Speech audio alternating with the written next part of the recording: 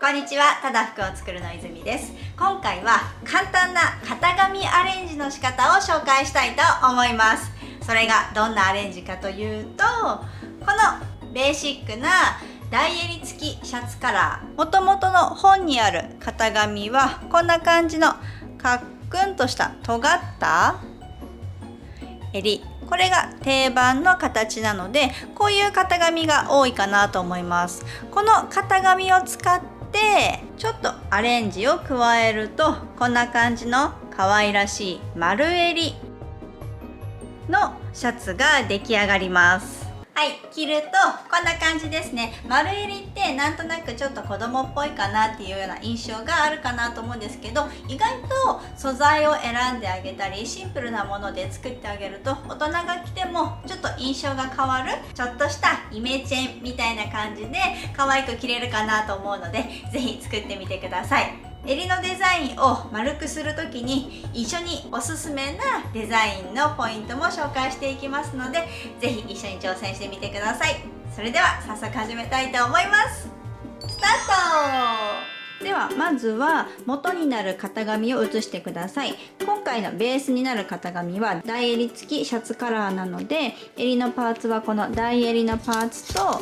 上襟のパーツの2枚かなと思いますが、アレンジを加えるのはこちらの上襟の方だけです。大襟はそのまま使えます。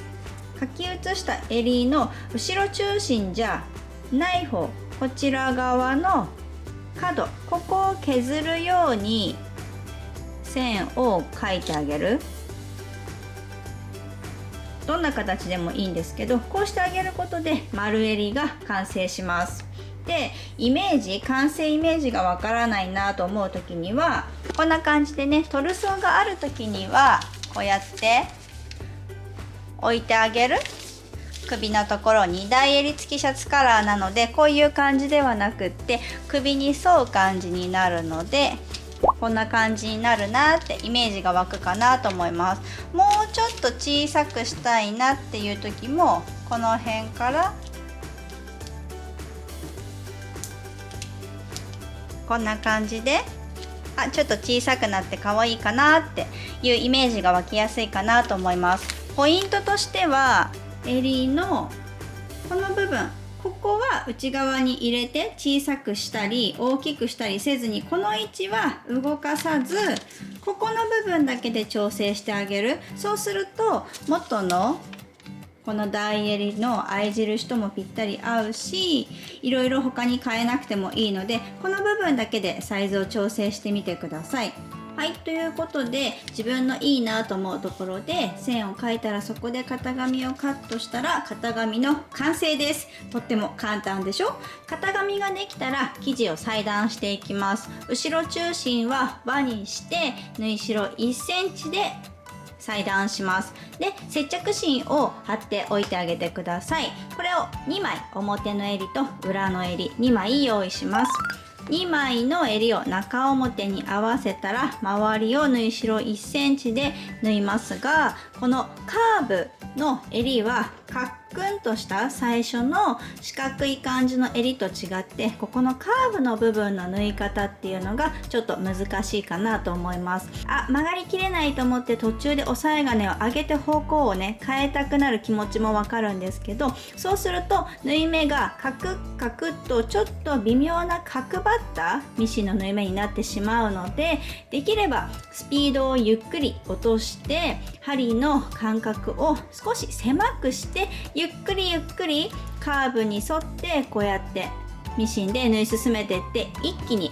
1回で押さえ金を上げることなく縫い切ってあげてください。そうすると結構綺麗なカーブで縫うことができるかなと思います。もし最初の方で不安な時には、ここにチャコペンか何かで線を描いてあげてもいいんじゃないかなっていう感じですね。で、ここまでできたら襟を表に返すのですが、カーブの部分は実際にこのまま表に返してみると分かるんですけど、ここの1センチの縫い代が結構ゴワゴワ固まる。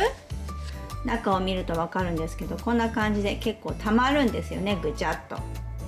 なのでこれをこのままだととても表から見た時に綺麗じゃないので、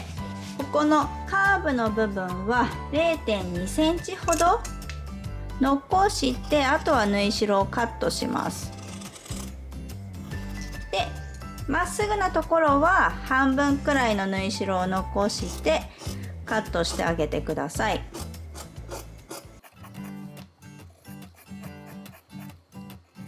反対側もカーブのところはちょっと細めに 0.23 センチくらいかな。でこんな感じで縫い代をカットしてあげると、表に返した時も中で縫い代がゴワゴワとたまらないので、すっきりカーブをきれいに返して、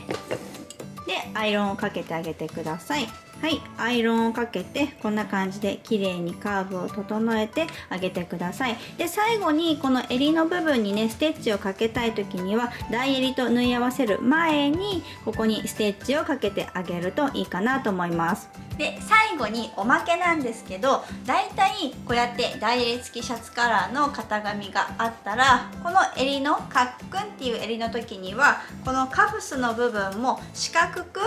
なってるんですね。こっちが角張っていて、カフスも角張っている、デザインが統一されてるなっていう感じがするんですけど、この襟を丸にした時にカフスも四角のままだとなんかちょっとバランスが悪いなって感じる時もあるので、もしできればこんな感じでカフスも丸くしてあげると、襟の丸とカフスの丸が揃ってデザインが統一されて、またこれで可愛いかななんて思います。でもってカフスのパターンもこんな感じで四角であると思うんですけど、これも同じように角を、この下の角を削ってあげれば完成になります。どのくらい削ろうかなみたいなところをちょっと考えて、だから襟の丸をだいぶ削ったなら同じようにちょっといっぱい削ってあげるとかね、その辺のバランスをちょっと見ながら、こんな感じで角を削ってあげます。で反対側も同じようにかけないよって思うんですけど、ここでマル秘技、ここでパタンと折って、でこの最初に描いたこの線、片方の線のところを爪でこする。だから鉛筆の方がこの作業をする時にはいいかな、よく写りやすいので、こうやってしてあげると、じゃん、反対側にもきっちり左右対称に写るので、是非こんな感じで、はい、こんな感じでカフスの型紙も丸くしてみてあげてください。でカフスの場合は片方がね輪になって裁断するっていう時も結構あるんですけど、こんな風に丸くする時には輪じゃなくって2枚別々にして、ここを縫い代1センチで縫っていってあげるようにしてあげると、通常通りカフスを作っていけるので、是非試してみてください。はい、ということで丸襟のシャツとっても簡単なので、ぜひ大襟付きシャツカラーの型紙をアレンジして雰囲気の違うもう1枚のシャツを作ってみてください。動画がいいなと思ったらチャンネル登録、高評価よろしくお願いします。最後まで見ていただきありがとうございました。バイバイ。